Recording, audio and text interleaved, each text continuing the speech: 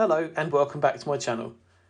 Following my recent reviews of my Mavic Air 2 and my Mini 2, today we're going to take a look at the DJI FPV combo drone. I'm going to unbox the contents and let you know what my first thoughts are, as I've not been able to get up and fly it yet. So let's have a look at what comes in the box with the DJI FPV combo pack. Opening the top of the box reveals the drone and the goggles. Move these out of the way, and underneath is the new FPV controller and 4 white boxes. Boxes 1 and 2 contain the propellers. There are 2 types, Type A and Type B. Box 3 contains the battery for the FPV goggles and the main charger. Finally, box 4 contains the replacement green top shell if you don't like the black one, the 4 antennas and headband for the goggles, the charging cables and the obligatory manuals. Now let's have a look at the drone itself. The FPV is a very substantial feeling drone. It weighs in at just under 1 kilo and is surprisingly compact with the propellers removed, measuring just 18 centimeters long, 22 centimeters wide and 12.5 centimeters high. With the props fitted, this increases to 22 by 28 by 12.5 centimeters. Being a DJI product, the build quality is excellent with a nice finish to all surfaces, and it feels like it could take a hit or two, although hopefully I won't find out. Inserting the battery is simple. Simply slide it in from the back of the drone until it clicks, and then attach the power cable at the back of the drone. That's it, simple, it's connected. Inserting the 4 propellers will be familiar to any drone owner. There are 2 types, Type A and B, which are denoted by either being all black or having a red ring around the centre. The drone is also marked in this way to help you ensure you get the right prop in the right place. Fitting is simple, lining up the protruding sections of the props on the holes in the motor housing, and holding the motor, push the prop down and turn it either clockwise or anti-clockwise until the lugs are located under the motor cover. That's it, simple and easy. The drone is now set up and ready to go. The most important part of an FPV drone is the goggles. This is my first experience of FPV goggles and I'm impressed. They are the same high quality as the drone and feel worth the money. The headband is easy to fit, being secured in 3 places with Velcro, making it easy to put on and take off, but more importantly, easy to adjust for a comfortable fit. I wear glasses and I can comfortably fit these goggles on my head without any problem. Fitting the 4 antennas which come in the kit is a simple job. They simply screw into each of the 4 holes. All 4 are the same, so there's no worries about putting the wrong one in the wrong place. On the left hand side of the goggles there are 2 ports, one micro SD port and one USB-C port. You can insert a micro SD card into the goggles and it will record what you see through the goggles as well as what you see through the drone.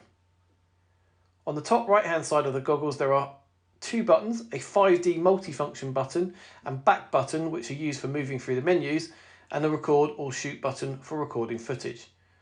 On the bottom are the 2 screen adjusters to ensure you get a crystal clear view of the 2 HD screens which display the camera view. The battery for the goggles has a USB-C port on one end, which is used to charge it and connect it to the goggles. The other end has the on-off button. As with all DJI batteries, a single press will show the charge level and a quick press followed by a long press will power it on. To power the goggles, simply plug the end with the pin connector into the port on the right bottom side of the drone, and then plug the other end into the battery USB-C port and switch on. The goggles are then ready to go. The cable provided is long enough to reach down to a pocket, so you're not left with the battery dangling around when flying. Now let's take a look at the controller. This is a new design for DJI, but has a lot of the usual features such as a nice weight, rubberized back and the removable control sticks in common with the other DJI controllers. Looking around the controller, you have the usual USB charging port at the bottom and stick storage inside the lower arms.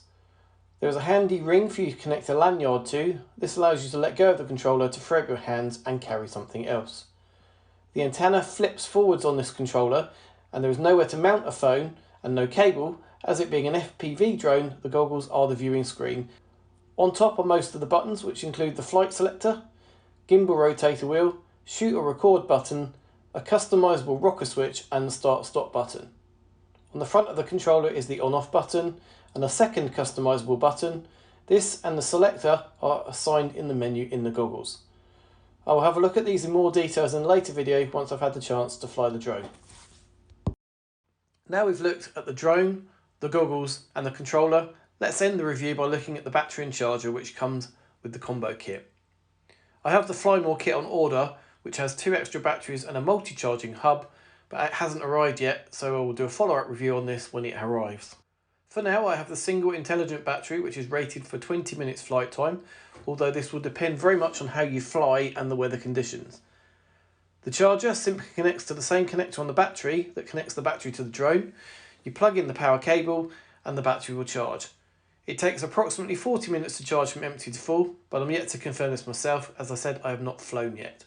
The charger handily also has 2 USB ports to charge 2 other devices, which means you can charge the goggle battery and the controller at the same time as charging the battery.